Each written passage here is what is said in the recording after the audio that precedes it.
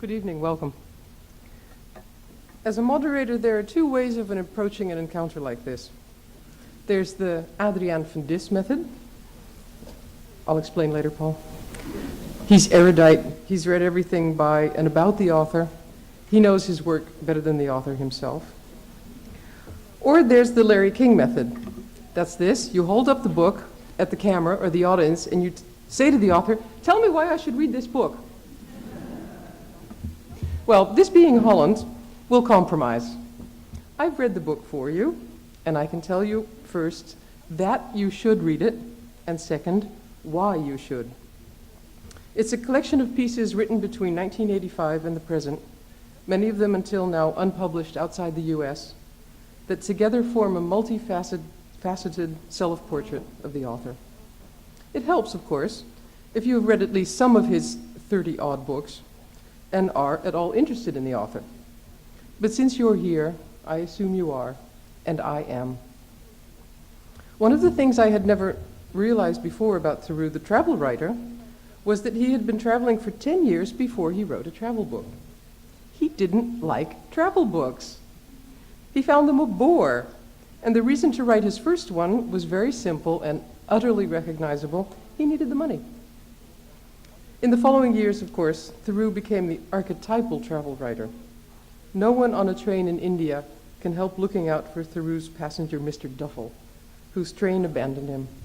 I'm fairly sure that most Westerners traveling in China, or along the English coast, or even in Patagonia, constantly find phrases and images and anecdotes from Theroux's books popping into mind. Many of us, it would seem, carry a little bit of Paul Theroux with us wherever we go. If not in our suitcase, then in our minds. In this new book, he himself sums up the quality of this work in a few choice words. A book has the capacity to express a country's heart. But every writer, of course, also wants to express his own heart. Theroux writes, "Fiction gives us the second chance that life denied us.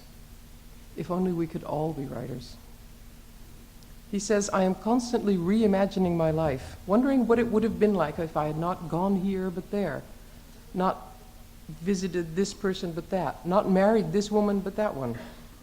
Perhaps that's why he also wrote novels like My Other Life and My Secret History, in which he examines his own life as an index of possibilities. These are books with such a strong autobiographical suggestion that they challenge the traditional definitions of fiction and nonfiction. As a matter of fact, there was a great hullabaloo in England when he wrote about a meeting with Queen Elizabeth, who had on that occasion supposedly cupped his head in her hands and buried his face between her breasts. What is truth? What is fiction? Writers do, of course, lead a pretty solitary life. Paul Theroux has found a wonderful antidote to being cooped up at his desk. Fresh air, sea air in particular. Some delightful chapters in his new book are devoted to his adventures in boats and kayaks. Perhaps, too, fresh air is literally a cure for an illness, because Theroux claims that writers are disturbed people, that they write as a form of compensation for some kind of deficiency, a loneliness, or a kind of insecurity. In the introduction to this new book, he writes, "I believe myself to be a stranger wherever I was." I suppose it's true. He's certainly better equipped to know than I am, although I must say he seems fairly normal to me. But then again, perhaps more of us feel this way about the condition humaine than we normally let on. I can only hope that, should he feel like a stranger here tonight, we will help make him feel welcome. Paul Theroux.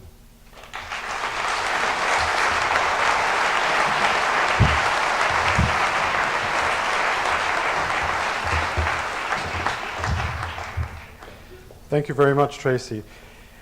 The Queen didn't put my head between her breasts. I dreamed that the Queen... But what was true about the encounter was, when I saw the Queen of England, I said, that reminds me, I must buy some stamps. Because her face, of course... I'm out of stamps.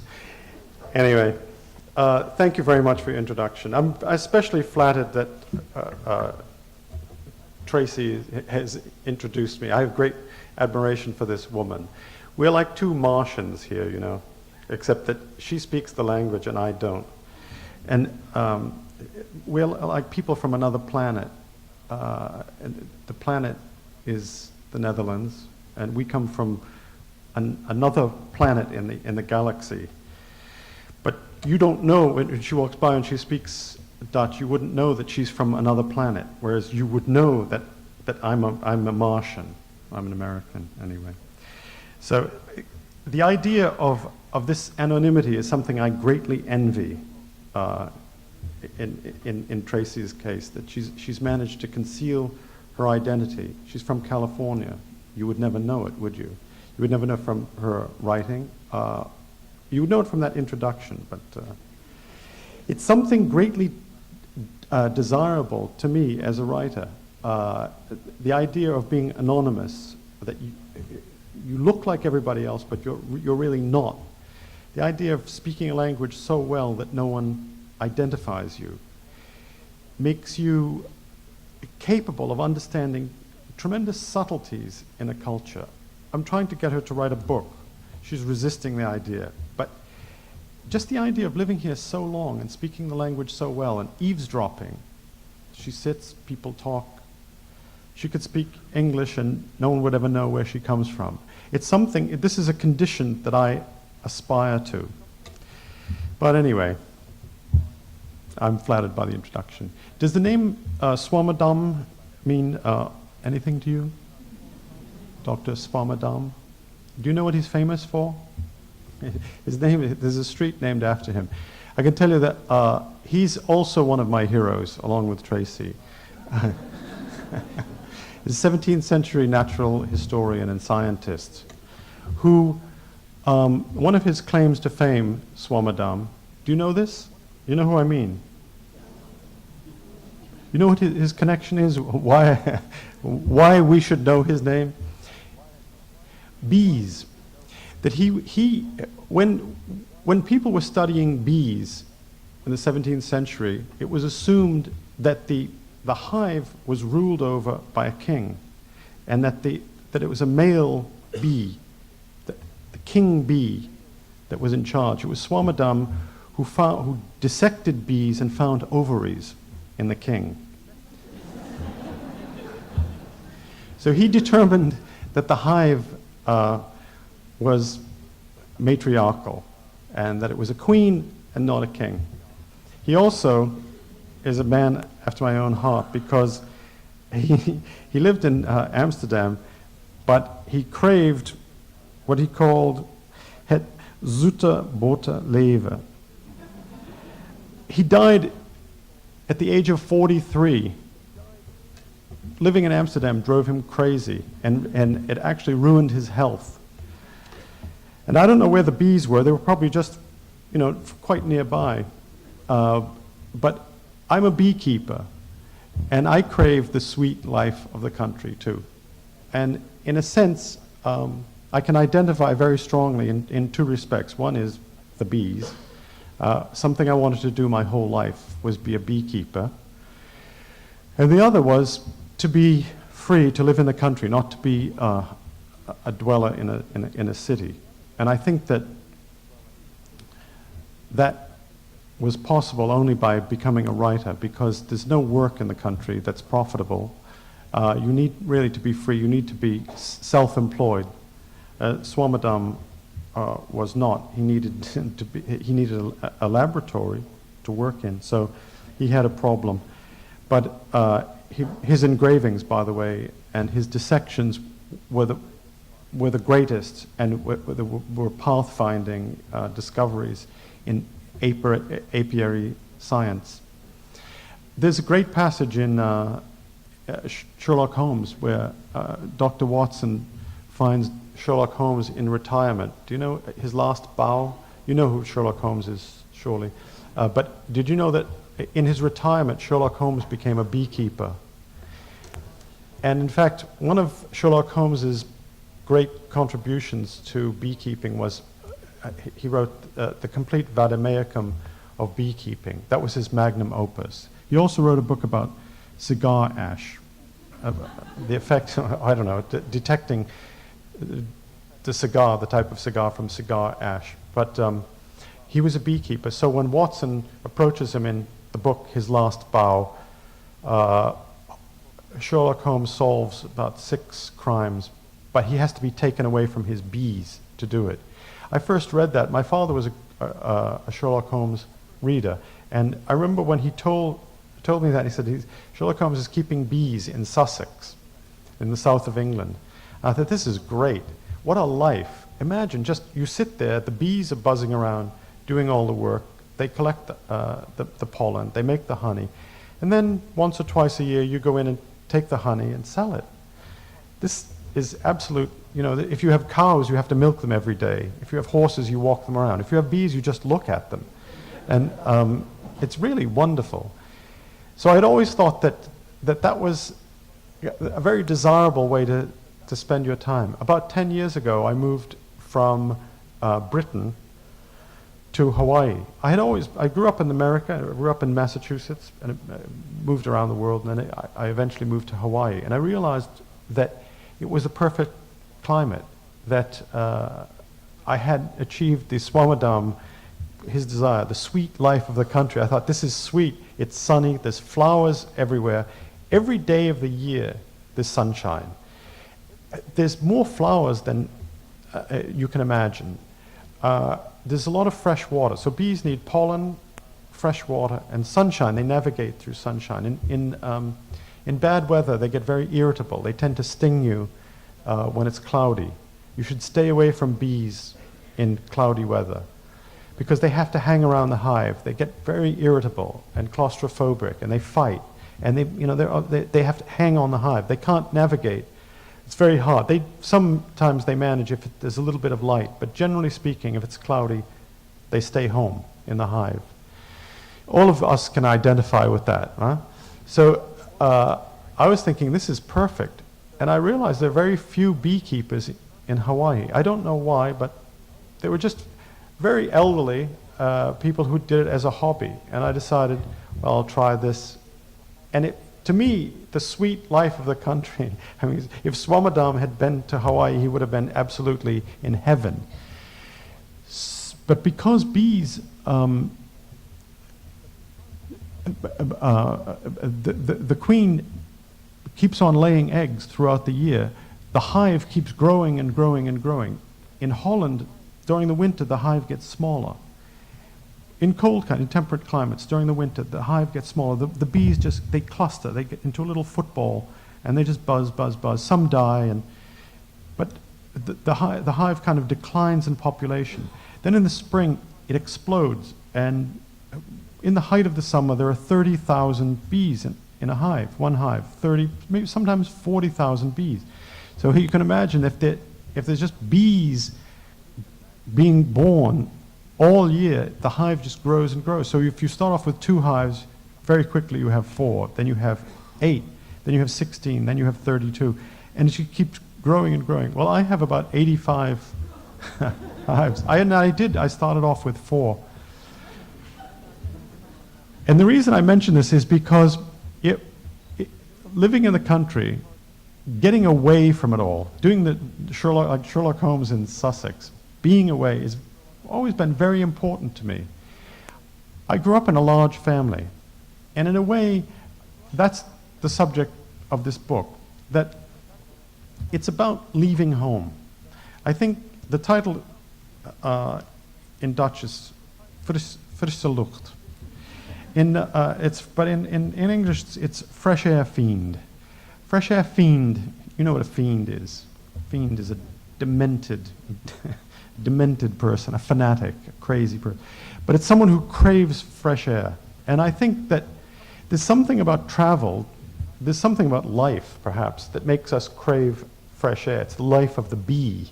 It's the life of anyone who lives in a city who you want to get out of the city, go to Spain, go to Africa, wait for the summer. And I remember growing up, I would want to go swimming, and they'd say, will you be able to swim in July? but it was only February, so you'll be able to go away next year. But I wanted to go away now. Growing up in a large family, the idea of fresh air was very important to me. Getting away, not only to get away from 7 children, because I grew up in a large family, but also to be myself and to find out what the world was like. I mean, I think that in a sense you can't write until you've left where you come from, leaving home, going away, developing a sensibility which is different from that of being among other people. The trouble, I mean, other people are wonderful, your friends are wonderful, it's wonderful to be in love, it's wonderful to travel together, but if you want to be a writer, the last thing that you want to hear is, hey, look at that, it looks like a stalk, it looks like a mushroom. You want to say to yourself, I think that looks like a mushroom, whatever it is, a cloud or a tree or a landscape. You need to reach your own conclusions. On a trip, one of the worst things that can happen is to have someone sitting next to you saying, hey, look at that. Look. You don't want someone to say, look. That's the first thing. The second thing is that it's very difficult growing up, if you want to be a writer, or if you want to be anything, to be asked questions. Because when you are young, and sometimes even when you're middle-aged, people ask you questions to which you don't have the answer. And if you want to be a writer, perhaps if you want to be anything, it's a secret desire. So someone says, what are you going to be? What are you going to do? And you might say, I want to be a lawyer, I want to be a doctor, or I want to be a writer. There are certain pathways to becoming a lawyer or a doctor, but to becoming a writer, it's a mystery. It's like being initiated into a priesthood. So people ask you questions, your family asks you questions, you don't have the answers to the questions, and you find very quickly that it's very intimidating to be asked and not to have the answer, and you think, maybe I don't know, maybe I'll never be a writer. The ideal thing is to go to a place where no one's going to ask you the question of what are you going to be, what are you going to do. My solution actually was, I used to say, I want to be a Boy Scout, because I found that if you're a Boy Scout, no one asks you, why are you going? You say, I'm a Boy Scout, I'm going for a hike. They just said, goodbye. But if you're not a Boy Scout, no one would ask, they would say, why are you going for a hike? You don't know. But all Boy Scouts go for hikes. If you're a Boy Scout, you can go overnight. A normal, healthy individual does not spend night outside, under a tree. But if you're a Boy Scout, you can do that. So I was a very good Boy Scout. And I remember saying to my parents, I was 10 years old or 11 years old. I'm going away this weekend. And they used to say, where are you going? I'm going to sleep in a tent. I'm going for a hike. Sleep in a tent. Okay. There was no problem. It was a very normal thing to go, and I would go with 1 or 2 other guys. And the notion that this was dangerous or difficult never occurred to my parents. They thought, well, this is what Boy Scouts do. It's a very normal thing to do, to go away for 2 days or 3 days to spend, Whereas actually, if you have children and your children say, I'm going away, a 10-year-old or 11-year-old, I'm going away, I may be back on Monday. Say, good God. I convinced my parents, and you may have children who do that. There's a certain program. I mean, you're educated to building a fire, cooking food. You know how to do it.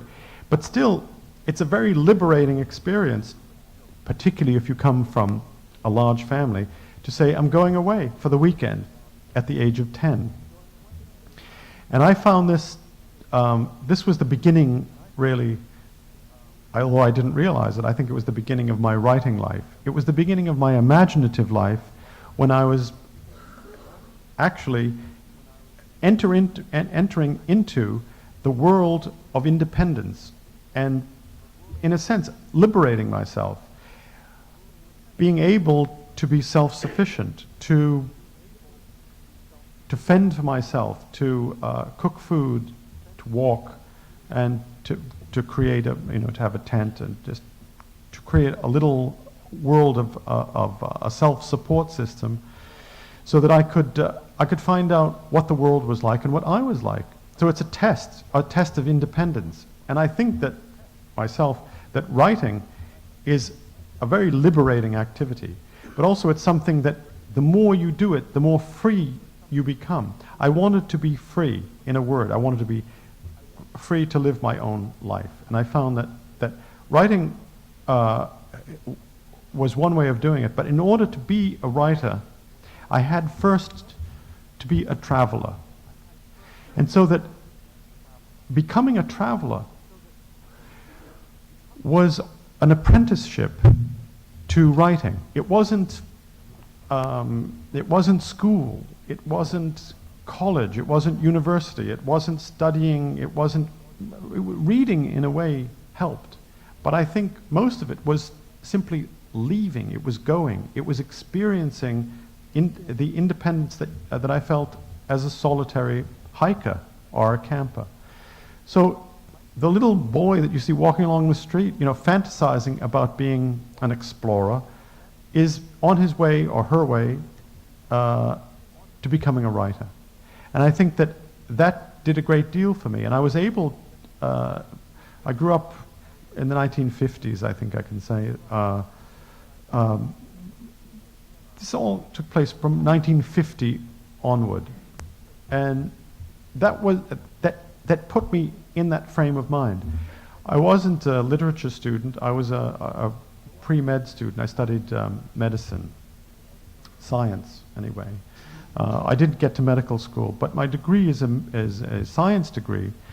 And I found that too much more worthwhile in many respects than a literature degree, because the language of science is rich, and the number of writers who began as doctors, numerous. James Joyce went to medical school, Chekhov went to medical school, Somerset Maugham, Voltaire, William Carlos Williams, many writers, fiction writers, began studying science. And the sciences continue to fascinate me because it's a challenge, it's also a test of memory, and you're looking into the deep structure, not into the surface of things, but into the deep structure of the world. It's probably why I gravitated to, why I became a beekeeper too. I'm fascinated by just the idea that you can find the ovaries of a queen bee, in the 17th century. Well, Swammerdam actually invented a microscope, so he was able to do that. But that continued to fascinate me, that the vocabulary of science is very rich and very descriptive. Having set forth liberated myself from my family, let's say, and convinced them that I was going to be all right, reassured them I'm going to be okay, then the next stage was, I suppose, finding my own way in the world. And the way I did it in the 60s, there were a lot of cross currents in American life. The civil rights movement, people who were for and against the war in Vietnam. An event which is forgotten now, but was very significant in the very early 60s, was the nuclear tests in the Pacific on Christmas Island. I don't know whether you remember this, but around 1962, after the British had a number of nuclear tests, atmospheric tests in the Pacific, we had a number of atmospheric tests on Christmas Island. I think we had 40 or 50 of them. They've been declassified recently. There might have even been more. And you could say, well, what's the problem with that? Actually, I don't think you would say, what's the problem with that? You'd say, this is an abomination, right? But that was a very serious issue. Nuclear testing. Nuclear test ban was a very important issue. When I was 20 years old, we were thinking the world is going to be blown up. There were a lot of scientists who were against it. And although it was argued that it did no harm, actually there was a lot of environmental damage by the British and by us and by the French in the Pacific. For one thing, they say, well, it's not hurting the ground, but when you drop a nuclear device, it explodes about 15 or 20,000 feet above the ground. Sometimes it goes lower. And the people on the island are told, turn away, put a blanket over your head. That's what the people in Gilbert Islands were told. Turn away from the blast and put a blanket over your head. But there are about 2 million birds on the island, and although you could tell a couple of birds get under a blanket, most of the birds did not have a blanket, and so they were blinded by the flash, and suddenly there were 2 million blind birds on Christmas Island which could not find food and died. Now, this is a tragic episode, and so in the early 60s, that was an issue along with civil rights and, as they say, Vietnam. So what's the cure for that? My solution was, I was involved as a student activist in 61, 62, and 63.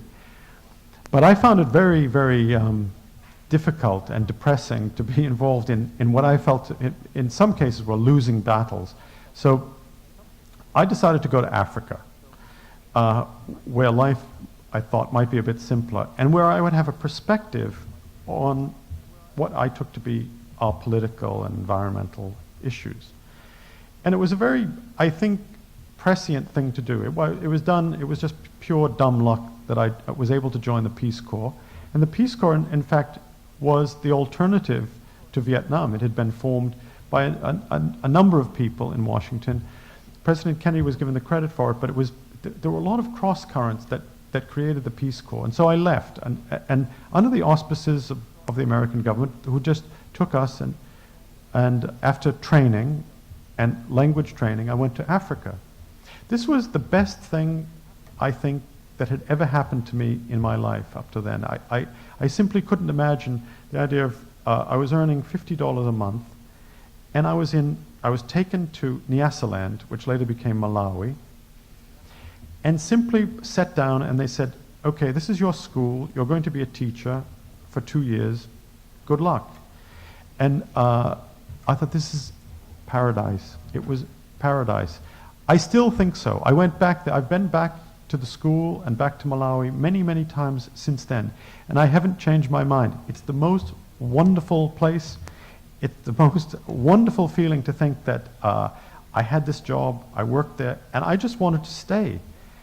And after Malawi, I went to Uganda, and I was able to understand, I think, a lot better what was happening in the United States. So the whole of the 60s, when there was a great upheaval, and to a large extent the upheaval was determined by social pressures and of course by the civil rights movement, by the anti-Vietnam movement, but was also determined by the Cultural Revolution in China, which started in 1966. 66 to 76 is roughly the dates. But also in Africa, in America, there was a kind of Red Guard mentality of overthrowing the status quo.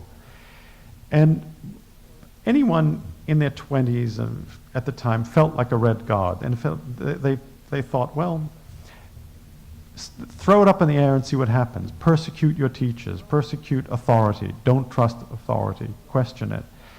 And I felt that too, but I also felt that I had students to teach, and I felt very, very lucky in having a positive role to play as a teacher. And it had been, I was an American, I was being paid by the United States government, but they weren't telling me what to teach. They just gave me an air ticket and a school.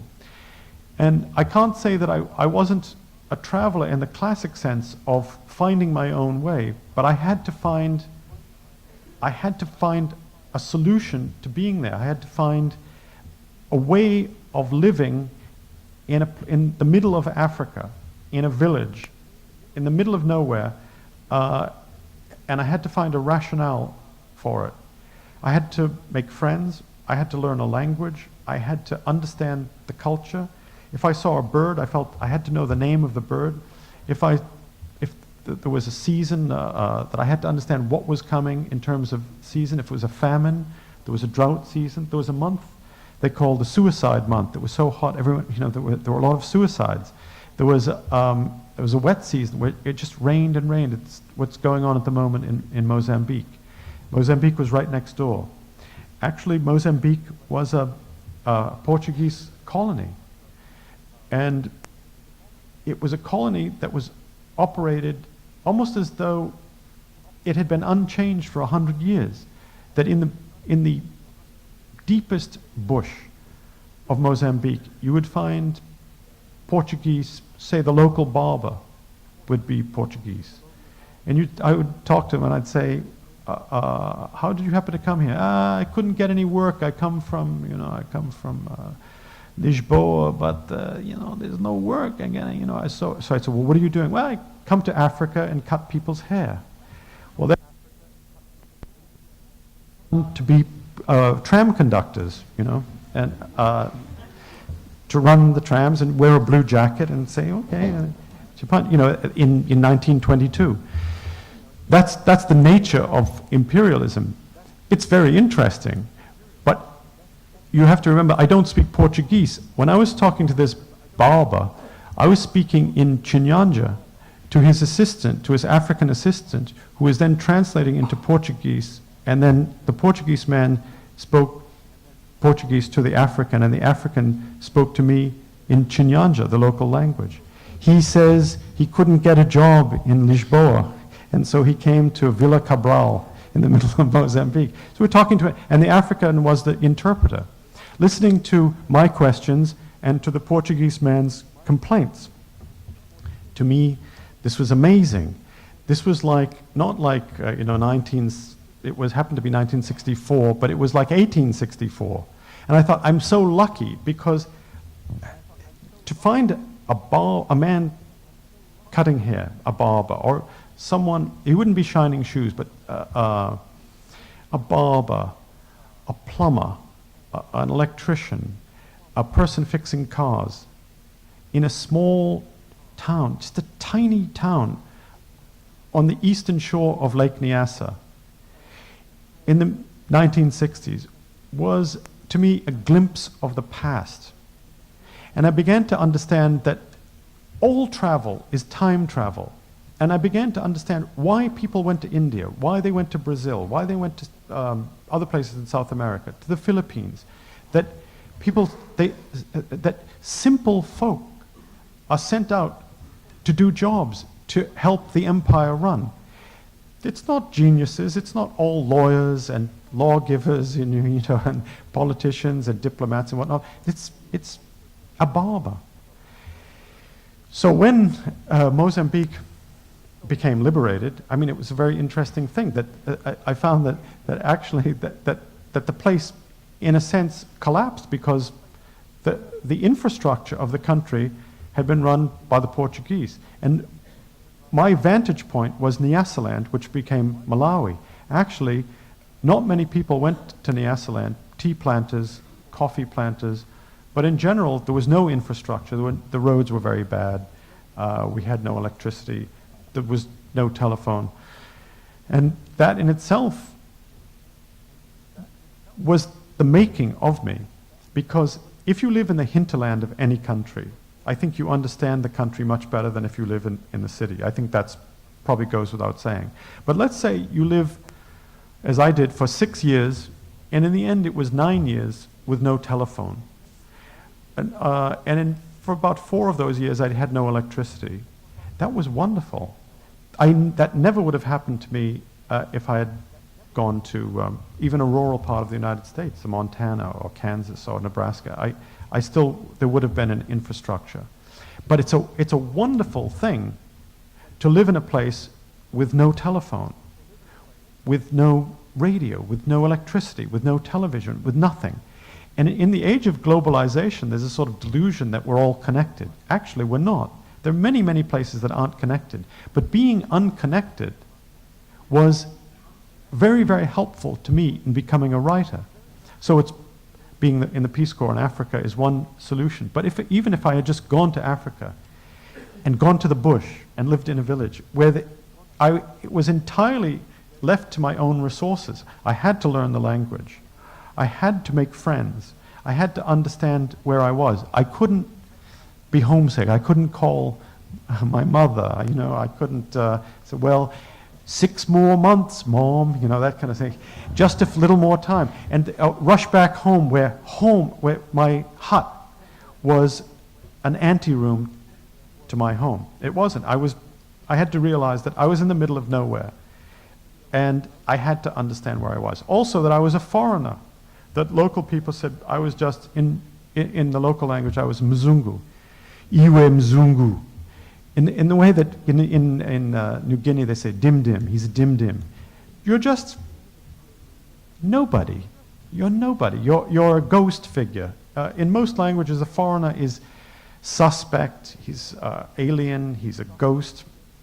He may, in some places, the foreigner is seen to be an ancestor, distant ancestor. When the first foreigners Australians they happened to be, went to New Guinea, the New Guinea Highlanders thought they're our ancestors, they're white, they're coming from down there, they're the ancestors of people who died, they're coming back from the dead and to live with us again. But they weren't human. In most places, the foreigner is not human. He or she is worse than human. They're a problem. A Mzungu has a connotation of being a ghost. If you go to Hong Kong, you'll see a Gwailo. Gwailo means ghost man. It's a ghost. But in Hong Kong today, any of you would be regarded as a Gwailo, a ghost. You're just a ghost. You're nothing. You're nothing. And in other words, you're not human. You're a Gwailo. But that's a very, very interesting concept, because if you want to be a writer, then in a sense you are a Gwailo, you're a ghost. You're just visiting yourself on this other culture, and you're there in suspense. That's why I mentioned you don't know that Tracy is an alien in your midst because she speaks Dutch perfectly, but actually she is. She's a Gwailo. She's hovering here, eavesdropping on your conversations. But normally in a culture you're identified as different, and differentness is the condition. It's probably the human condition, feeling different. I feel lonely. I feel different. But the writer definitely feels different. I don't say that writers are completely opposite from other people, that they have special problems. But actually, there is a sense in which a writer is cut off. And if you experience this disconnection early in your life, as I did in Africa, then it helps to understand that state of mind that helps you write imaginatively.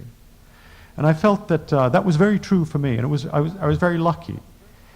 As I say, we all feel that way, and maybe that's why being a traveler helps you become a writer. The most social American writer was Henry James. He was the most. One year, Henry James went to a dinner party every night. So every night he would work, during the day. He dictated later in life. He had a wrist problem, finger problem, arthritis, I think. So he dictated all day, and then he would put on a tie and go out to eat every night. And so he was seen as the most gregarious, the most social, the happiest individual. And he's always seen, Henry James, that Henry James is seen as a great social figure, a man of great aplomb, great poise, and very cosmopolitan. He spoke French, he spoke Italian, he spoke German. He lived most of his life abroad in Rome and Paris. And then he finally went to England and stayed in England. And he became an English citizen around later in the First World War, 1916. he died in 1916. He became a citizen round about them, sort of as a protest against America not joining the war. But so we think of James as what? Just a guy who knew everybody. Theodore Roosevelt, had dinner with him when he went to Washington, and the British Prime Minister, and spoke French. When he was asked, they said, "So, what made you a writer? How did you become a writer? What was this thing? What feature of what aspect of your life or your personality made you a writer?" And the man who asked him the question was, "What port did you set out from? What port, like the port of Amsterdam?" And he said, "The port from which I set out was, I think, the essential loneliness of my life. And it seems to be the port also to which my course again finally directs itself. This loneliness, what is it but the deepest thing about one? A loneliness deeper about me at any rate than anything else. Loneliness deeper than my genius. Loneliness deeper than my discipline, deeper than my pride. Loneliness deeper above all than the deep counterminings of art." So it's amazing, isn't it, that Henry James asked to sum up his life as a writer. So what made you a writer? And what is it about you that keeps you a writer? Loneliness. It's an amazing thing. I mean, it's astonishing that should be the governing principle of his life, and yet it was. And I think that it's amazing the number of people, the number of writers who have written about disconnection. F. Scott Fitzgerald, another very cosmopolitan figure. He drank a lot, but traveled in Europe, was a script writer, wrote, I think, one of the great novels of the 20th century, Tender as the Night. His great book is The Crack Up. It's just about cracking up. His wife was crazy, he was a drunk, his life fell apart, crack up. William Styron wrote Sophie's Choice, Sophie's Choice, and Nat Turner, The Confessions of Nat Turner, and Lie Down in Darkness. Do you know the book? Lie Down in Darkness? The quotation is from Thomas Browne, and since death be the Lucina of life, even pagans could doubt whether thus to live were to die, since our longest sun sets in right declensions and makes but winter darkness. Therefore it cannot be long before we lie down in darkness and have our light in ashes. Felicitous prose, wonderful cosmopolitan mind. A few years ago, William Styron wrote a book called Darkness Visible, about trying to kill himself, how he was trying very, very hard to kill himself. It's about depression, clinical depression. Anyway, I don't have to go on, but I seem to be saying that writers have a reasonably hard time, but even the greatest writer has this loneliness or depression in him. I'm not a manic depressive, I want to reassure you on that point. But it's something to consider.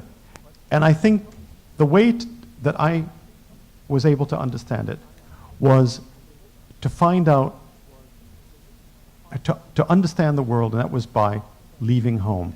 That going away gave me a point of view. I was able to understand myself. I felt that I was able to see the world better, and after that, it was only a matter of practice. But leaving home was the clue, and that was the first step. Thanks very much.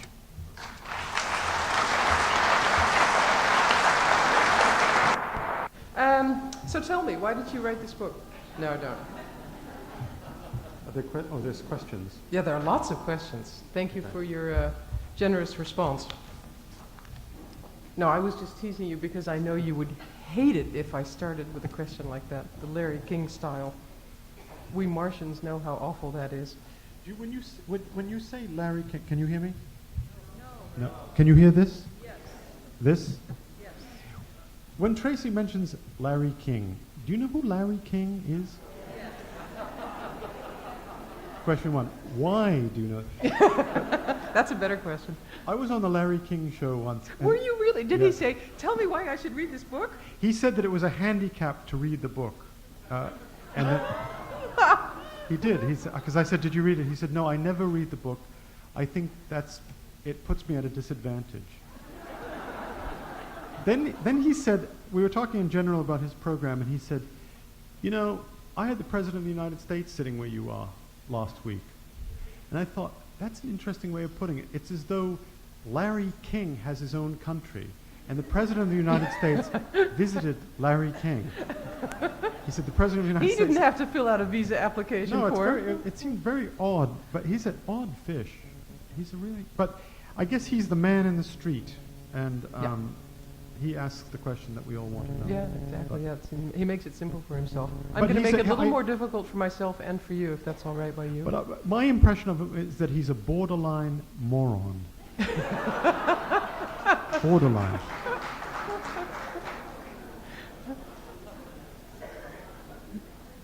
If you ask most people why they travel, I think they would probably say out of curiosity. For you, it seems to be different. In one of the short pieces in your new book, you say it was a desire to experience a sense of otherness, which we were talking about just now. That sense of being a stranger wherever you are, except hopefully here.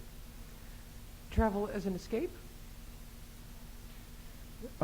Certainly as an escape, but when you're escaping, you're trying to escape. You're bringing all your problems with you. I wrote a book on this subject of escape, the Mosquito Coast. You know that in the Mosquito Coast, and those of you who didn't read the book might have seen the film, it's similar, that the man in the book wants to leave. Actually, the reason I wrote the book was in 1977 and 78, there was a gas crisis. That gas prices were very, very high, and Americans were saying, you know, these Arabs are charging us the earth for... this used to be a great country once. Gas is so expensive. I'm not putting up with this 1 minute more. I'm getting out of here. And actually, a lot of people are saying... But it's interesting that was the case, because right now we're experiencing another gas crunch. And gas prices are now more than $2. Actually, they're much higher in Europe. So when Americans complain about high gas prices, you just laugh and you say, well, we've been paying that for the past 10 years. But Americans complain. Anyway, that desire to escape in the Mosquito Coast, I was trying to work out the logic of escape. It's that if you go to a place to start all over again, and you bring your family, you will create the same society that you left behind. I mean, that in a sentence is the message of the Mosquito Coast. That you, and maybe it's the message of colonialism, that you make the same mistakes in a colony that you made at home. And I saw there's no escape. You bring yourself with you, but you have the illusion that you're somewhere else. You're fleeing something, you're pursuing something else, but still you're the same person. So you have all the problems. You take everything with you. It's part of your baggage. There's a great essay by Emerson on that subject, and actually it's the essay on travel by Ralph Waldo Emerson. Holland just initiated a new prize for travel writing, which will be awarded this year for the first time. I happen to be on the jury, so you understand that I am in some trepidation about your answer to my next question. Is the tremendous boom in travel literature which you helped create now come to the end of its natural life? No, I don't think so. I think there's always room. It's like when I was in Africa in the early 60s, I wrote a book. I was writing a book, and I remember I mentioned it to a publisher, I think, in London. Say it was 1971, 72. And he said, what are you writing? I said, I'm writing a book. What's it about? I said, well, it's set in Africa. And he said, no one's interested in books about Africa. Well, you know, that's just silly. Everyone's interested in books if they're good books. It doesn't matter what it's about. So although the travel writing boom might have bottomed out, maybe there are fewer of them. If a book is good, it will have a long life. It's indestructible. No one can make it go away. It's why censorship is futile. You can ban books, you can censor books. Look at Salman Rushdie. You know, they were trying to get rid of Salman Rushdie and trying to get rid of his book. All they did was made Salman Rushdie a millionaire, and people bought the book and tried to read it. Oh, some of them read it, but the people. But it didn't get rid of the book. It didn't destroy the book. That the more you try to destroy something, particularly a book, it will keep coming back to haunt you. It's why censorship is a wonderful thing for writers, because it makes you famous, it makes you rich, and it creates an audience. The hype. Yeah, the hype for that. I mean, Salman's publisher is here. So. But you yourself feel no particular inclination to write travel books anymore? No, I do. I'd like to write a book about Brazil. I've never been to Brazil. That was my next question. Is there any place you haven't been? Lots of places that I haven't been. Lots Where of places. else besides Brazil? I've never been to Sweden. I've never been to Groningen. I've never been. How many I've never people been here to- have been to Groningen? I've never been to Friesland. I've never been to. My son, my eldest son, has just been to Verkhoyansk. Do you know where Verkhoyansk is? It's north of Yakutsk. Do you know where Yakutsk is? Yeah. Well, okay. I've never been there. He speaks Russian. He was there traveling and writing and making a film. I've never been even near there. He's been to Providenia. I've never been to Providenia. I've never been even to places in. I've never been to Alaska. You know, that's a great place. I've never been to Venezuela. I have been to Brazil, but a very bad introduction to Brazil is Sao Paulo. 18 million people. I think as many people as there are in the Netherlands. So more, huh? 15 So or 16. 18 million people in one city, in one corrupt, chaotic city. So there's lots of places. You say, where is there to go? Not only places that I haven't been, but places change. I went to Iran in 1973 for the first time. Iran is a different country now. I went to Afghanistan at the same time. It's different. I went to Burma. Burma was a closed country then. Now it's an open country. Afghanistan is a closed country. I was in Vietnam, and Vietnam is now an open country. Our Secretary of Defense is there at the moment, William Cohen.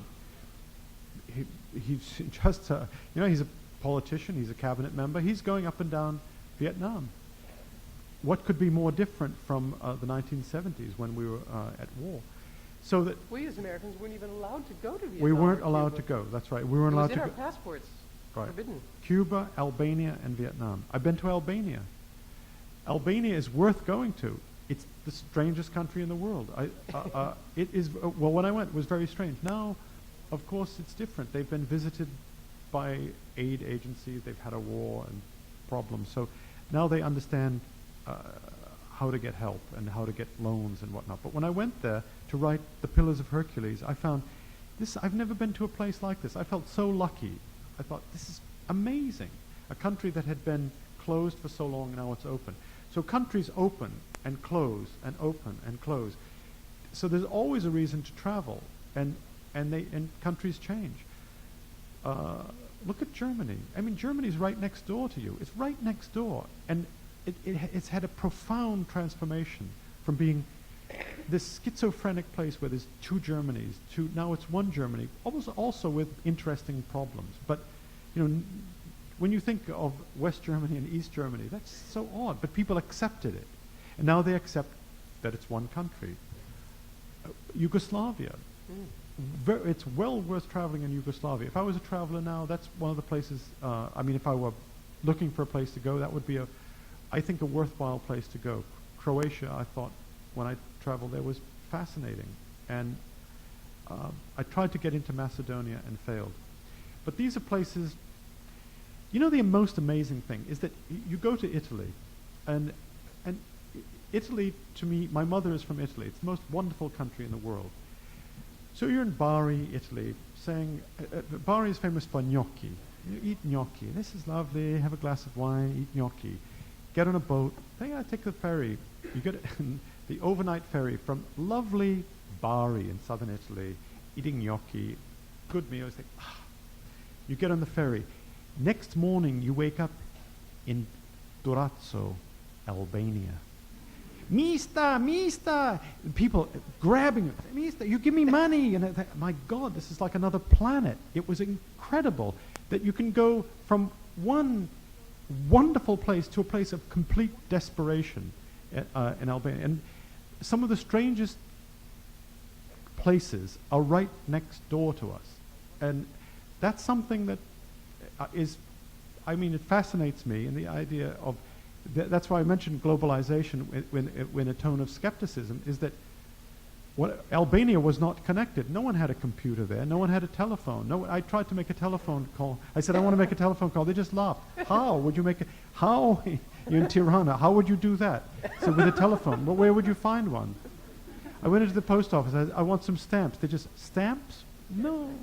They opened a drawer. Maybe there's something in here. Nothing. But this is, it's a European country. And in Shakespeare, Albania is Illyria. It's Illyria. It's a land of shepherds and, poetry and little lambs dancing around. So Illyria, and right next door to Greece, which is, a place where a lot of tourists go. So all the lambs have been eaten now. Right. But are there places to go? There's always somewhere to go. And if there's not, wait, the place will change, have a different government, then you can go. So. Have you ever felt guilty about opening a place up as a possible destination for people inspired by your books that you think really would better have been left alone? That's an interesting question. You mean I find a lovely place and I say, this place is so lovely. It, and then everybody goes there and it's not a lovely place anymore. That's true of a lot of lovely places. That as soon as that the heavenly place turns into hell once it becomes well known. But I mean, that's just it's a factor of modern life.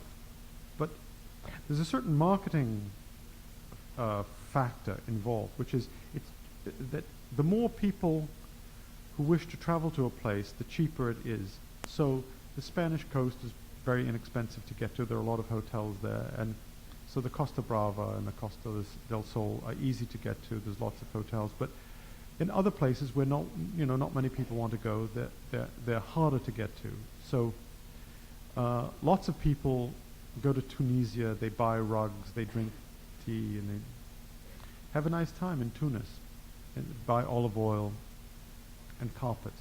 Right next door is Algeria. Has anyone been to Algeria lately? Lately, of course not. You'll be murdered. Your throat will be cut in Algeria.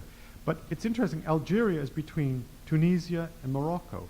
Lots of people go to Morocco. Lots of people go to Tunisia, and then right in front is Sicily. So, isn't it interesting? The place is right next door. You could go to Marseille, take a ferry, or you could go to Tunisia and walk to Algeria. But no one goes there.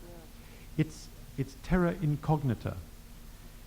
It's not connected. It's not on the internet. Maybe it's on the internet. I don't know. But I tell you, it would be a dangerous place to go. But I would like to go there, with armed guards. Any volunteers? Yeah. Well, anyway, but you see, there's a place. Algeria is as strange and unknown as any country has ever been. As dangerous and as unknown. And this is the year 2000. It's adjacent to places that people go to all the time, but it's a black hole. It's an empty space. There's nothing. And you've heard the stories that people are massacred in villages. 20 people, 50 people. All their throats are cut. The massacre of the innocents. That goes on all the time, right now. So that's interest to a traveler. That's like catnip. You think, this is amazing. This is amazing. So I would love to go, but obviously I can't. But someday we'll be able to go there, and it will open, and we'll go, and it will be like going into the basement of a haunted house or an attic, and we'll say, God, look at this, and people will have stories to tell. It'll be amazing. But not yet. So there's not yet. Not yet. You're 58 and you've written, if I've counted correctly, 37 books. You must have extraordinary discipline. People say that, but I find it odder to understand people who, you know, that we have, there are plenty of writers, of whom Emily Bronte is one. Emily Bronte wrote one book, Wuthering Heights, right? Ralph Ellison, a wonderful American writer, just really wrote one book. He Yeah, left. but he died then. Ralph Ellison? No, then he lived for another 30 years, and then he died. Really, Invisible Man, it's called. Yeah. No, he lived, and he taught it at Rutgers University, and he tried to finish his second novel and couldn't do it. I find it very odd that people only write one book. I don't find it odd that someone should write 30 or 40 books. And it's Maybe there are people who just have one story to tell. possibly, but what do they do the rest of the time? You know, what do they do? I would say, what do they do? You'd go mad. It's like a painter painting one picture. You would never say to a painter, why did you paint so many pictures? No one ever said to Rembrandt, why did you paint so many pictures? I mean, it's just normal. That's what painters do. You get up in the morning and you paint. And so a writer, you get up in the morning and you write. But why would you get up and write and then stop? I'm fascinated by writers who stop writing. There are some, not many. I mean, but there are some who just give it up. Something eludes them, and so I don't. The question is not why did I write so many books. It's why did Emily Bronte only write one? That's a good question. Huh? She died? Did someone say she got sick? I read somewhere, I think it's in the new book, Fresh Air Fiend, that you mumble while you write. I found that very intriguing. Well, I mumble while I do everything. I mean, I mumble. I hope this is not too personal. I'm sorry. No, that's a good question. I was riding my bicycle, down to the Rijksmuseum from Central Station, mumbling. I mumble.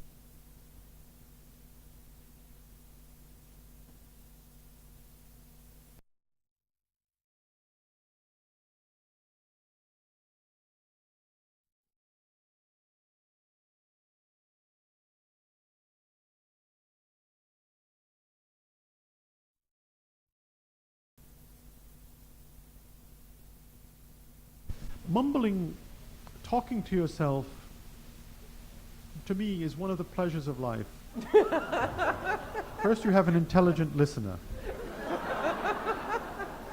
Secondly, it passes the time. Thirdly, you try things out, pronouncing words. And, traveling is a very lonely occupation. I've said that. But one of the ways I've always found worthwhile in passing the time is reciting poetry. So if I'm traveling or if I'm alone, I recite poetry or mumble. I mumble if I'm writing dialogue, but if I'm alone, I might, recite the witch that came, that withered hag, to wash the steps with pail and rag, was once the beauty Abishag, the picture pride of Hollywood. Too many fall from great and good for me to doubt the likelihood. Some have relied on what they knew, others on being simply true. What worked for me might work for you. That sort of thing. Or nature's first green is gold, her hardest hue to hold. Her first leaf's a flower, but only so an hour. So Eden sank to grief, so leaf subsides to leaf. Nothing gold can stay. So dawn goes down to day, nothing gold can stay. Mumble, mumble, mumble. Call the roller of big cigars, the muscular one, and bid him whip in kitchen cups concupiscent curds. Let the women dawdle in such dress as they are used to wear. That's Wallace Stevens, wonderful poet. When opera with her, when that. Oh, don't look at me. Well, anyway, that's something. What I'm trying to say to you is that the condition of being alone is that you talk to yourself, and I think that if you're alone reciting poetry is one, mumbling is another, talking to yourself. I find that that's something I've done my whole life, talking to myself. Part of the creative process. Perhaps. But do you know there's a story called Ward Number 6 by Chekhov? Do you know the story? Ward Number 6. I highly recommend this story. When you think I've been babbling, I'm just babbling. Ward Number 6 is about a highly intelligent psychiatrist in a hospital in Russia who finds that the people who run the hospital, which is an asylum, are brutes. They're always beating the inmates in Ward Number 6. But he finds that the inmates are very sympathetic. So he begins talking to the inmates, and he finds they're fairly intelligent. They mumble, but they mumble, something, nature's first green is gold, her hardest hue to hold. So so the doctor begins talking to them, and he finds he's having intelligent conversations with these people, and the people who run the asylum think, this man's crazy, this doctor's crazy. So they lock the door, and they keep him in it. He said, by the way, I'm not crazy. And they said, no, you're talking to these people. And pretty soon, they start beating. He said, no. And they beat him, and beat him, and beat him. And he begins to protest. He says, no, I'm not crazy. I'm the doctor. And they say, you think you're the doctor, but you're crazy. Bang, and they hit him on the head. And he dies in the asylum. Well, it's not a happy story, obviously. But it's an example of how Chekhov is describing that any one of us could be found clinically insane by other people. And it would be very easy for anyone to diagnose a writer, or perhaps anyone who's having lots of fun in the world, or perhaps communing with himself or herself, as clinically insane. I recommend the story, Ward Number 6. Maybe it's a version of One Flew Over the Cuckoo's Nest. It's similar sort of theme. And also a bit of a warning against mumbling. Oliver Sacks, who is a friend of mine, said to me that he's very, he worries at times about losing his badge that says, Dr. Sacks? Oliver Sacks, the man who mistook his wife for a hat, is one of his more famous books. An anthropologist on Mars. He said that he thinks that if he might say, they say, you're crazy. No, I'm not crazy. I'm Oliver Sacks. And they said, interesting delusion. The delusion of being Oliver Sacks. And they hit him on the head. And he said that we would all find it very, very difficult to prove that we're sane, right? Let alone to prove that we're Oliver Sacks. Oh yeah, that's right. So that's his fantasy. I wanted to ask you something about a unique book in your oeuvre, Servidia's Shadow. Tell me, Mike. This is an anatomy of a friendship with the writer V.S. Naipaul. The reviews of it were mixed, to say the least, saying that you turned on an old friend like a rejected lover. Some years before, this is the unpleasant part of the evening, okay? Some years before, your brother had said about you that you're a terrible enemy, but a much worse friend. Why did you write this book? Do you know the book? Tracy is referring to a book called Servidia's Shadow, which in Dutch is called The History of a Friendship. In a way, a very accurate title, The History of a Friendship. Friendship is not like love. Love is very, very difficult. Love is about power. I want to possess you. That's love. I want to possess you. I want to have you. No one else is going to have you if I can't have you. I want to have you. I want to possess you. I want power over you. Friendship is how can I help you, usually, in at least the way I'm depicting it. Of course, there are other versions of love, and maybe there's other versions of friendship. It never occurred to me that friendship was such a great subject. But the short answer to why I wrote the book is I was very friendly with V.S. Naipaul, who's familiar to some of you. I mean, he's come to Holland. And in fact, one of the famous, his famous episodes was he came to Holland and someone asked him a rude question. He said, "I'm leaving." And then he left Holland. Just left. I was there. And Tracy was there. And he said, "You're all potato eaters." And so I met Naipaul in 1966. For 30 years, He was my friend, my mentor. He taught me many, many things. I thought, he's the most unusual person I've ever known in my life, but I'll never be able to write about him because you can't write about your friend and stay friendly. But through a series of circumstances, the friendship ended. And I was liberated to write about it. I realized now that we're no longer friends, I can write about it. People said, why, how could you do this thing? But I found it was just a wonderful experience. It was a very difficult process writing about it, but I never had a problem writing about it. I've written about myself, I've written about my marriage, I've written about divorce, I've written about all sorts of sex and painful episodes and happy episodes.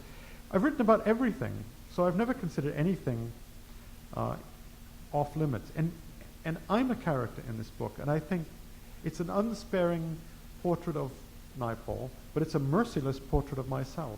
So I thought I can do this, providing I treat him as I treat myself. I'm not the hero of this book. It has no hero. The subject is friendship, and for a young writer, someone, the most wonderful thing that can happen to you is you say, I have a dream, I want to do something, and someone says to you, you can do this. I know you can do this. I know you're capable of this. And you say, do you think so? Yes. And you say to this person, thank you. This is wonderful, because the person is helping you to become something. Naipaul gave this to me. It was a gift. But things change. I was a very young writer, and he was a very successful writer. But at a certain stage of his life, his fortunes turned, and he was probably less successful. I remember he said to me, never be a teacher. You should never be a teacher. You should quit your job. Don't be a teacher. But in about 1977, he was a teacher, and I was a writer. I met him in New York. He was teaching at Wesleyan University in Connecticut. And I was amazed. He's a teacher, but I was very careful not to point out the fact that that his life had changed. That he was a teacher, yeah. He was teaching creative writing at Wesleyan University, and he didn't like it because he thought, well, this is a blow to his self-esteem that he was a teacher. So it's how, in Carmina Burana, they said the fortune's wheel keeps turning. One day you're up, one day you're down. Just fortune's wheel keeps relentlessly turning. And it's about fortune's wheel, but it's about friendship, it's about writing, it's about, I suppose it's about dreaming, having the dream of being around. It's about hope. It's about my marriage, it's about Naipaul's marriage, it's about love, and it just has just about everything in it. But I love the book. I think it's a book that when I finished it, I thought, I never thought that I would be given a chance to write this book. I thought it's a story. I thought his biographer would tell the story, but I realized I could tell the story. So I recommend it to you. If any one of you has ever thought, what is it like to become a writer? Maybe you wouldn't think that, but if you ever thought, how does it happen? This is how it happens, and how it happened to me. I think I found it's very unexpected. But you are the main character, or at least someone by the name of Paul Theroux is the main character of another book that intrigues me endlessly. That's the nice thing about this evening, that I finally get the chance to ask you things I've been wondering for a long time. A book called My Other Life. It's a so-called novel about a writer named Paul Theroux who was married to an English woman, so-called Anne. In the preface you wrote, "The man is fiction, but the mask is real." Was this book a sort of participatory research into the borderline between truth and fiction? What was the issue? Well, I think you agree with me that we all are doing jobs that we question. We're all living lives, and in the middle of the night, at 3 o'clock in the morning, you think, I wonder what would have happened if I had done this or done that? You wonder, what if you had married someone else? What if you had been born in a different country? What if you had made a different decision in your life? The index of possibilities. That's right, the index of possibilities. And I thought, what if my life had been different. What if I were called Paul Theroux and I was married to a woman named Anne? No, it's what if I quit the job that I always wanted to quit?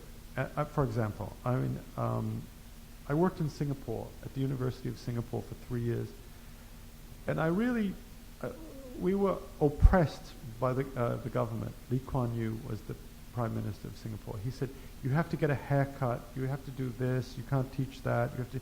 So we were heavily regulated, and I was not happy. But I had 2 children, and my wife was working at the Chinese university, and I kept thinking, I want to quit, I really want to quit. And I used to fantasize, because that's what a lot of writing is. It's a fantasy of a yearning, of desire. What if things had been different? What if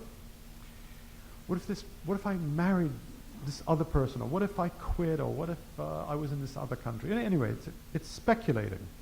So this is a book of speculation, of what if my life had been different? And it's following everything to its logical conclusion. I think the conclusion I reached was that the life I live is fine.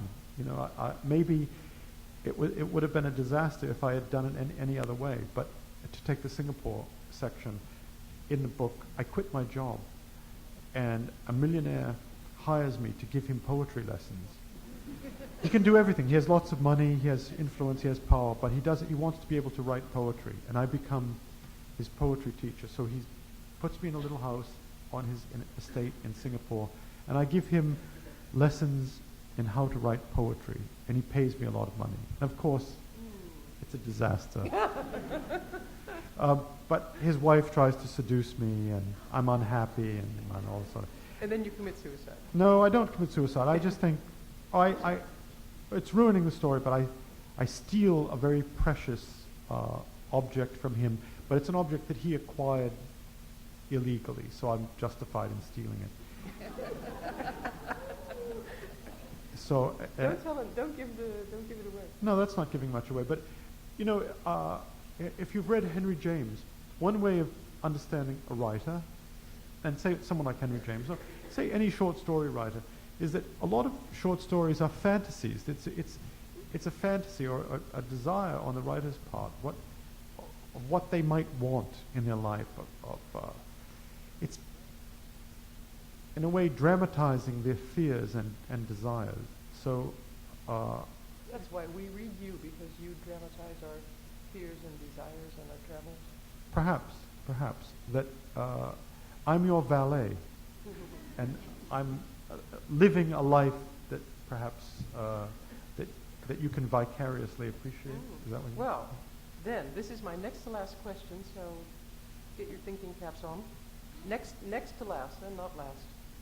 What are you working on now, or are you just enjoying life as a beach bum and a beekeeper in Hawaii? I'm a beekeeper, as I said, and I go swimming, but I work every day. So. Do you surf?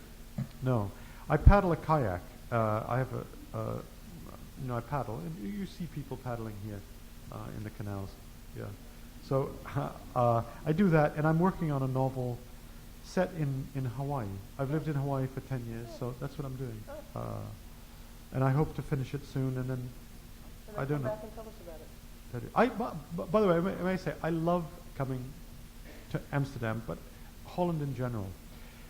In the early 70s, there's a woman here who said, I heard you 30 years ago when I came here. It's true, I was here 30 years ago. And it's such a pleasure to come to Holland.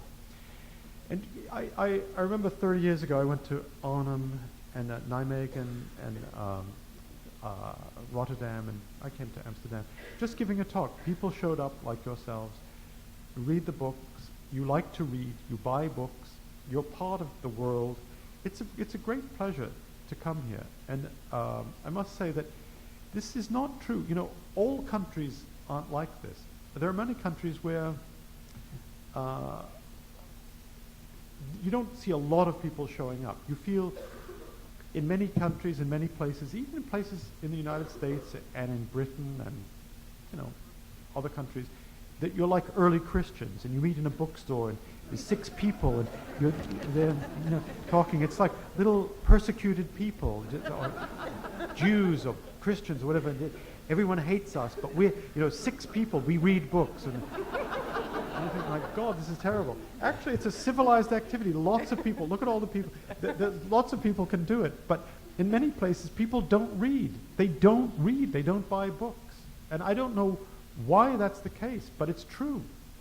And this is a country where people read. I'm not paying you a cheap compliment, but people care about books. You buy books. Last night there was a book ball. I don't think there's a book ball in any other country in the world. Dancing and reading go, together. You can't do them at the same time, though. It's astonishing to me. It's wonderful, and it's a comment on, I guess it's a comment on the intellectual laziness of many places. But if you write books, of course, a writer doesn't care about getting rich and famous. A writer wants readers. You want people to read your books. Most writers would say, if you gave them a choice, maybe it's a bit like... Get rich or get read. Well, get rich or have $100,000 or 100,000 readers. They would say, I want 100,000 readers, because they're like, then they become committed to it. So, I mean, that's where is the importance. It's also why people get fellowships, scholarships, patronage, money. But what most people want is a publisher, a good publisher who reads your books, who cares about them, who publishes you well, so that people read your books. You don't necessarily want just a stipend to get through the year. It's why, cultural welfare isn't the answer for a writer. It may be for theater or music, but certainly not for a writer. A writer you can always make a living somewhere or another. But what you need are people like you, buy books, who show up. You could have been, at the concert hall tonight listening to Annie-Sophie Mutter, and Kurt Masur. They're playing Beethoven. Did you know that? But you're here. I think it's wonderful. I'd rather be there, actually, in retrospect. You are. So.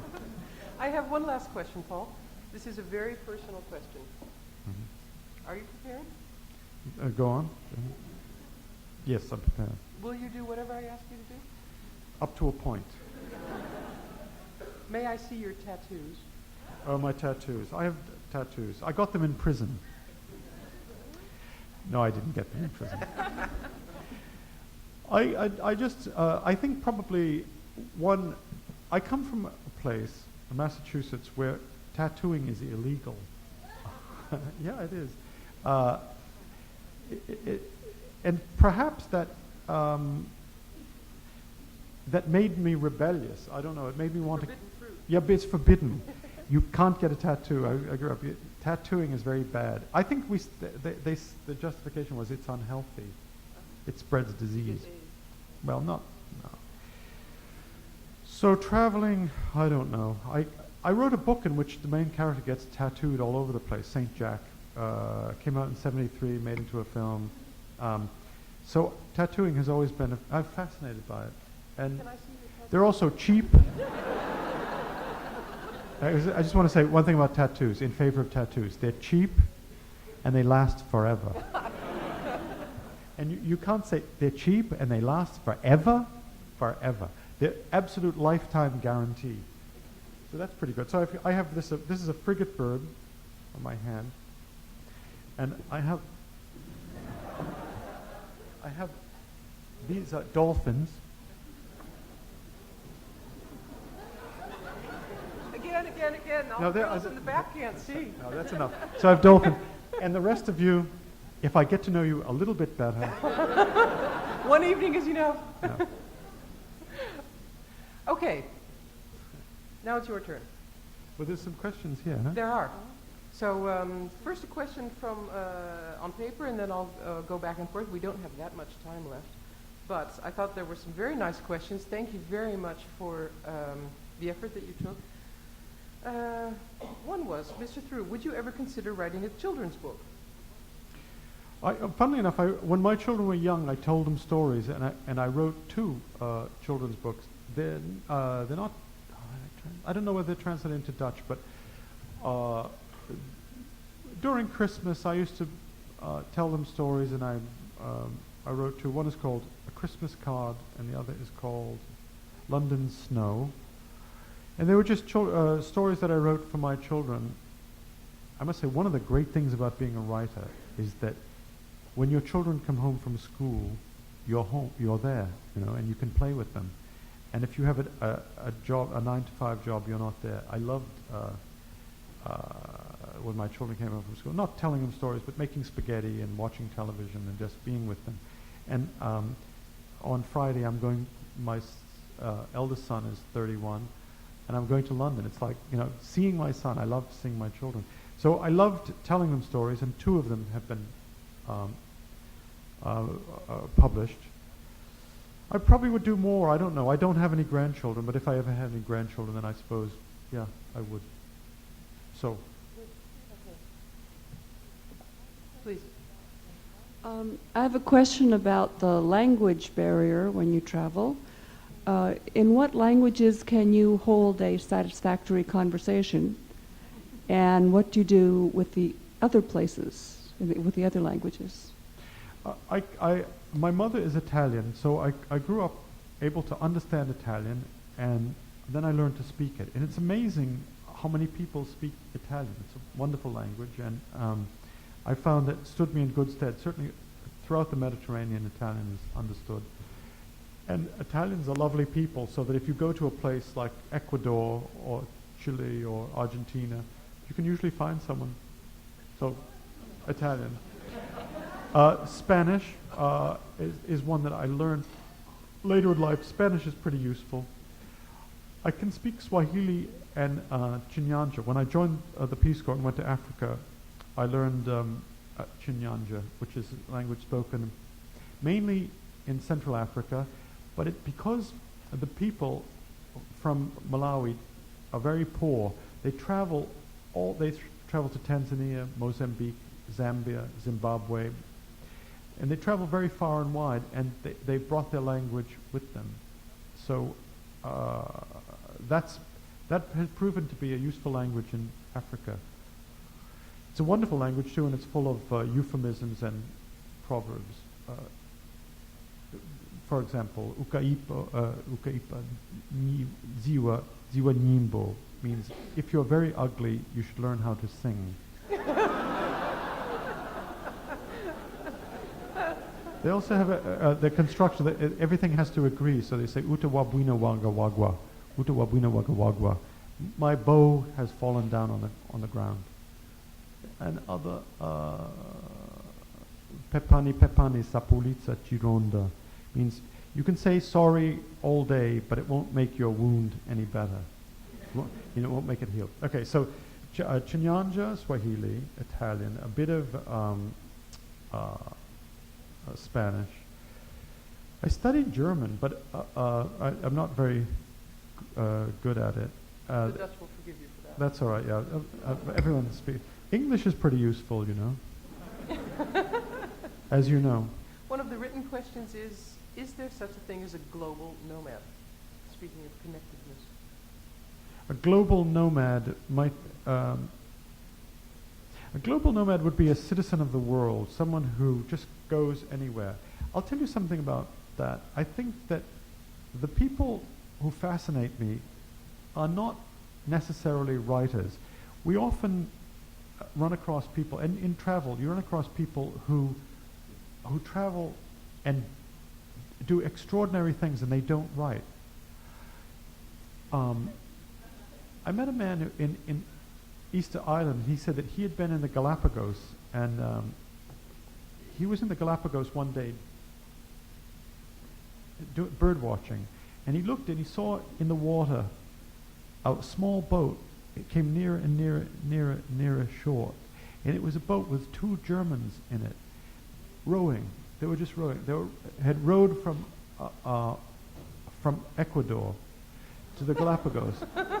So this American, so the American said, hello, and they said, Guten Morgen, wie geht's? And they shook his hand. He said the man's hand was huge because it was a man and a woman rowing.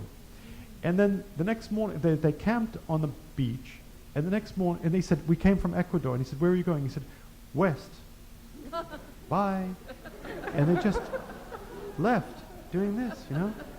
The flying Dutchman. But Germans rowing.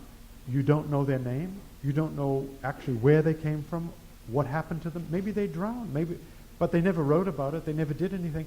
Who are they? Maybe they were your ancestors. Maybe. Who knows? But they just came from the horizon, they land, and they leave. I've run into lots of people who... I met a man in the Philippines. He had been a lawyer. He said, I just stopped, I saw... He had amazing stories. And I said, are you going to write about it? He said, no, I'm not a writer. I'm not going to write about it. But he went to Vietnam, he was in the Congo, he was in India. He had a girlfriend in Sweden, and he just going everywhere. And I said, for what purpose? No, just see the world, you know. And I said, but what about the money? And, you know, any money problem? I was asking all practical questions. He said, do you ever look at the stock market? He said, every time I open the paper, I'm richer. That he had bought some stocks, and the stock market kept going up and so he was just, yes, there are people who are simply drifting over the world. And they're fascinating people. Maybe, you know, it's vagabonds, I suppose, or bums, but still, they're intelligent people, and they're not writing about it. So I find it very, very interesting. The non-writers, people who do extraordinary things, and are not recording it for posterity. You know, that amazes me. And the lawyer who was traveling in the Pacific last time I heard sent me a postcard. Just, you know, here I am. Fascinating. Just to say hi. I'm not a nomad. A writer cannot be. A writer has to be a bourgeois person. You need a house. You need a desk. You need a chair. You need lights. You know, you need certain infrastructure to get things done. Yes, you do. You can't simply cut yourself loose and go. One more question? Yes. Two more? I can't talk very well, but I can talk loud enough, I think. I hope I'm able to. Mr. Theroux, I have a question, remark, and a confession. The confession is that I'm from Groningen. I've never been there. So. You said that, and I invite you up there. That's where you can stay on your next stay in Holland. I have another confession that I'm in love with The Kingdom by the Sea. A very fascinating book, and I'm also a bit in love with England, so that coincides. I showed you the book of Jonathan Reagan, who you met, and he wrote about you, and you wrote about him in his book Coasting. When you are traveling, do you take books? That's your question? That's the question. Yes. You know, I'll tell you something. Did everyone hear it? Yeah. The question is, when I travel, do I take books? The answer is yes. That travel is one of the... It's a great opportunity for reading. That among other things, it's you know, coming here. I read I mentioned Henry James a couple of times. I'll mention him one more time. I read a biography. It's the 5-volume biography by Leon Adele. So I finished volume 5 before I came here, and then I took a book of Henry James short stories. It's called The Figure in the Carpet, and this one, The Lesson of the Master, The Middle Years, The Next Time. So that's what I'm reading at my in my bedside table. I have Henry James. Sometimes it's difficult to find time to read, but when you're traveling on a plane, on a train, in your hotel, that's an ideal time, I find. Your mind is very receptive to print. You have the time to do it. You have the the leisure to do it, and I find that I bring paperbacks with me, and I give them away when I don't carry books. I don't carry one. If once I've read it, I give it to someone. It's hard sometimes to replenish the supply of books, but usually you can find some by trading books. And I think that it's one of the pleasures of travel is that it feeds the mind and it gives you the opportunity to read. I'm sure all of you agree with that. You wouldn't think of getting on a plane without a book, huh? Or you wouldn't take a trip unless you had a book with you, I don't think. Would you? No. So, but you might. You don't take a book to work necessarily, or so. So it's one of the great advantages of travel. So Mr. Thoreau, the first travel book I remember reading as a boy was Travels with Charlie by John Steinbeck. You have the benefit of distance and the benefit of language. Would you consider writing more about your native country, the United States, and your experience or perspective on that? I'd love to. But the hardest thing to write about is home, where you come from, your family, familiar landscapes. They're very, very difficult. I would like to do it. And Travels with Charlie is a wonderful book. I read books about the United States because there are some states that I've never been to, and I'm always interested in the approach and how people write about their native land. Not many people have done it. Henry James did it by living. He lived in Europe for a long time. Then he went to America and he traveled around and he wrote a book called The American Scene, which is a wonderful book. You know, we don't know that Henry James went to San Francisco. He went to San Diego. He visited Chicago. He was all over, New England and New York. And we don't associate Henry James with a lot of places that he went. The Pacific. Henry James was in Florida. So would I like to do that? Yes, I'd like to do it very much. But maybe it's best to let, Henry Steinbeck was, I think, an older man when he did that. He also was very homesick when he did it. He was traveling with his dog, but his dog, even a dog isn't enough, sometimes not. Dogs don't say, look. But also dogs don't say I love you. And whatever it is. I mean, that he found himself, he was calling his wife. By the way, Steinbeck was married, there's a famous cowboy actor called Zachary Scott. People who are over 50 might remember Zachary Scott. Cowboy. He was a cowboy in the movies. Zachary Scott's ex-wife married Steinbeck. And she's called Elizabeth Scott? Whatever her name is, it's Mrs. Steinbeck. She used to be married to a cowboy. And then married, and she's the widow of John Steinbeck. Well, that explains it. But yes, I would like to write about it. But it's very difficult to write about. I mean, if I said to a Dutch writer, write about Holland. Very difficult to do. Very difficult. What were you saying to me just now? No, but you're an alien. You're a Martian. You're from another planet. Go ahead. When I was about to go away and become a student, my mother gave me a book called Girls That Play. She said, read this and you will understand. And it was about Africa, and I thought, this is crazy because I'm going to be a student in London. Anyway, about halfway through, a protagonist gets a volcanic case of gonorrhea, and if I remember correctly. And Could you stand up? yeah, there's a case of gonorrhea, and there's A volcanic case of gonorrhea. quite a case of gonorrhea. And then I understood, and I was careful. I'm pretty sure this is your book. And I was careful.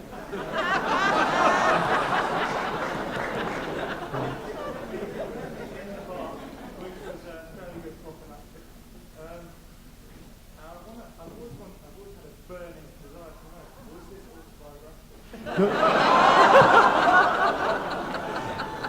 It's interesting. Okay, that's interesting. First, the book is not Girls That Play. That book is called My Secret History, and the main character has the general has a volcanic case of gonorrhea.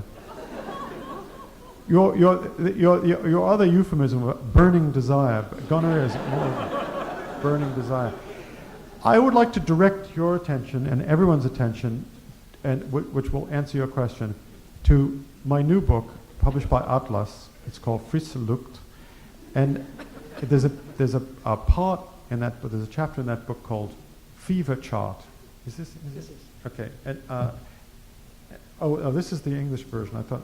Okay. No. Anyway, this describes every disease I have ever had in my life. Is nothing any more sacred? Right. I decided to write because if I write a travel book, I hate reading about people's stomach upsets and headache, and I woke up in the morning, I felt sick, I took 2 aspirin. I don't want to read about that. I have always avoided writing about illness. But in this chapter, fever chart, I don't know what it's called, but in the Dutch version, I'm sure it's something similar. I'm sure it's very faithful. It's every disease I've ever had. That will definitely answer your question. And even I've said at the end of it, I think I've had, except for AIDS and fatal diseases, I've had every disease. I wrote this in 1996 or something. I've had every disease that you could possibly have. But you should never say that. You should never, because after that I got 2 more diseases. I was on the Zambezi. I became seriously dehydrated and very, very badly dehydrated. For 2 days I was just in a tent, and I hadn't drunk enough water, and I got severe kidney problem, which resulted in gout. Yicht. So I had yicht in my toe. Yicht. It was terrible. And have any of you have yicht? If you had it, you can't walk. You put your foot up. Anyway, so that I had yicht. And the other one was I had cataracts. So I have star. I have star in both eyes. Star. I have plastic eyes. I have plastic lenses in my eyes as a sacrifice of being a Fresh Air Fiend. And it's from ultraviolet rays. It's just staying outside so much. I developed cataracts. Star. So I had it last summer. They take a knife, they open your eye, they suck out the lens, and they put in a plastic lens. So I have plastic. These are miracle fibers or something, carbon fiber. I have plastic eyes. But the world used to look yellow to me. Now it doesn't look so yellow. Plastic eyes but clear vision. So we have time for one more question because we're already over time, and then we're going to have a drink. Okay. Yes? Oh, God, no. Yeah. I'm sorry, you'll have to go to the microphone.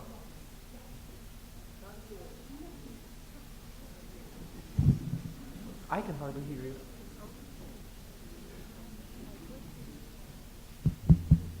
My question is, in your travels, have you,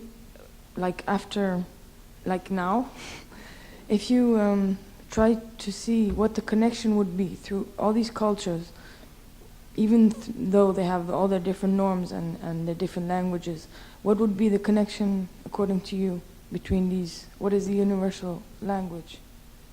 That's a very difficult question. It's an interesting question. What's the connection between our common humanity? Let's say what makes us all human? I suppose it's the desire for food, the desire for security and safety, the need for love, but especially security, love, safety, food, water. There are the basic components that we all share. And there's also that everyone dreams. Everyone dreams. Everyone, and it's what this gentleman mentioned, the Kingdom by the Sea. One of the things that I felt in traveling in England, I came across it a lot in England. I would say to someone, "What do you do?"